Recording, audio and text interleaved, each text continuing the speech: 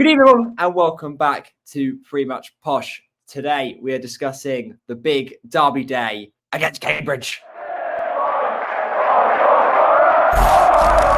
This episode is sponsored by PUFC stickers. If you want to get your high quality posh stickers for an extra 5% off, then use code BOMMYMIND5, short on down to BOMM5. So the first question I've got for you guys this evening: Posh defeated at Wigan. Individual mistakes costing Poch again.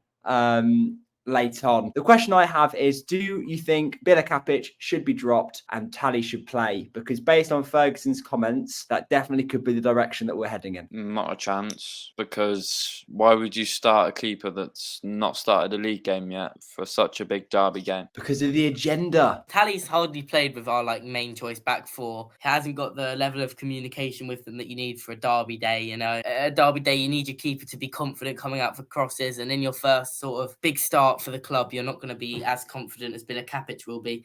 Bilo's made some bad errors recently. There's no two ways about that, but I think he should be trusted to keep the number one spot. I think throwing Tally in would be very, very dangerous. I think it's pretty unfair on blaming Bilakapic for anything at Wigan. To be honest, I've seen both the goals back. I think the first goal was poor defending, and the second goal was just a very good finish. You can't start Tally for his first league game against Cambridge United. Bilakapic has to start on Saturday. I also don't feel the agenda by Posh fans that have come out recently against Bilakapic is helping Bilakapic's confidence, because some of the tweets are just borderline nasty.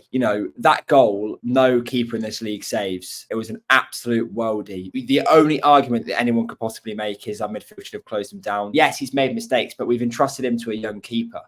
Ronnie Edwards makes mistakes, and some of our senior players still make mistakes. So I think it's important that we get behind our players and not turn against them. We'll move on.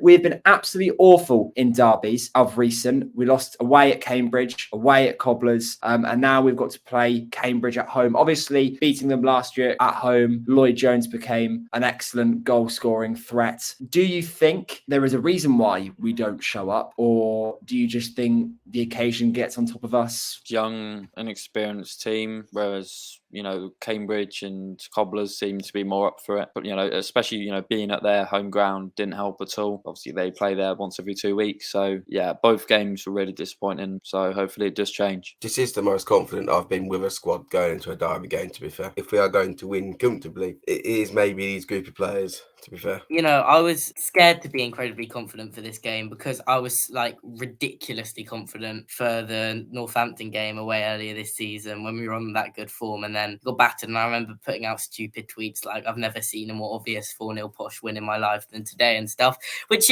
looking back on it does make me look like a bit of a muppet. But I was very confident for that game. I feel the same amount of confidence for this game, but I'm kind of cautious to say it because I don't want to be let down like I was before. But it's a young squad, so, have cut them some slack, but they do really need to show up on Saturday. I also feel like of recent that we've inherited some grit and determination to drill out wins. There is a singing section in the Desco on Saturday. Posh fans have been really excited for this because we've been asking to get a change from London Road into the Desco for atmosphere problems. Obviously, the roof on London Road doesn't really project our noise. How do you think the atmosphere is going to look on Saturday? And do you think it's going to be or have the potential to be one of the best atmospheres we've had of recent? I'm a bit disappointed, to be fair, that we've not sold out the Desco, because we've given it all the big uns saying, oh, we want the Desco, it's better for the noise. And it's not, sold out, and London Road pretty much is. So that's a bit disappointing. But I still think that the section in the Desco will be the most vocal part of the ground. I think it will be really good. There'll be a great back and forth with the away fans. And so, yeah, I'm excited for it. And I think it does have potential to be one of the best atmospheres, if not the best ever atmosphere at London Road, if we perform. Obviously, the atmosphere affects the result. If we lose on Saturday, the atmosphere is not going to be bouncing, is it? I've been pretty disappointed of our derby day atmosphere so far, to be honest. Cobblers away, I thought we were awful. Cambridge away, when we lost 2-0, we were shocking again. So obviously the 1-0 at home, we were good, but we won the game. It literally just depends on the result. If we're playing well, we'll sing. If we're not, then it'll just be quiet. I'm really hoping the atmosphere is good for this one.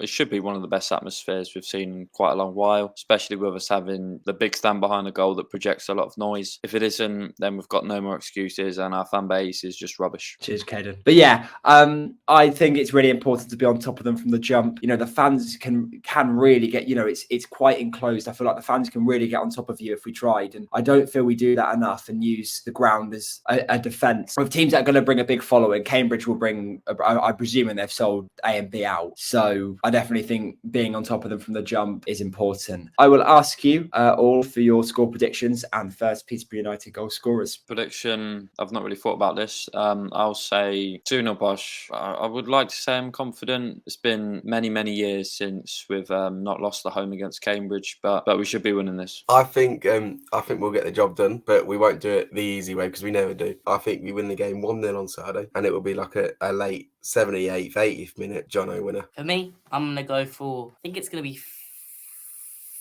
3-0 Posh. I had a vision earlier. I was sat in my history class and I had a vision that we were going to be 2-0 up after 6 minutes of the game. And I've still got that vision in my head. I think we're going to be 2-0 up after 6 minutes. And I think Ricky's going to score the first goal. My prediction is going to be 3-1 Posh. I definitely think we've got the capabilities to score. Obviously, Cambridge sit in a low block and they sit and soak up the pressure. So it might be a scrappy game. But I think we could catch them late on the break at some stages. I do think Cambridge will score. And I do think it'll be 1-1 at periods of the game, but I definitely think 3-1 is probably going to be the end result. My first goal scorer is going to be Ephraim Mason-Clark. Obviously, big day on Saturday, hopefully all 3 points and bragging rights coming back to Peterborough. Again, this episode was sponsored by PUFC stickers, and if you want to get your PUFC stickers, then use code Borrow My Mind, abbreviated, so BOMM5 for 5% off all of your stickers. Thank you very much for watching this week's episode, and up the bash! Up the bash!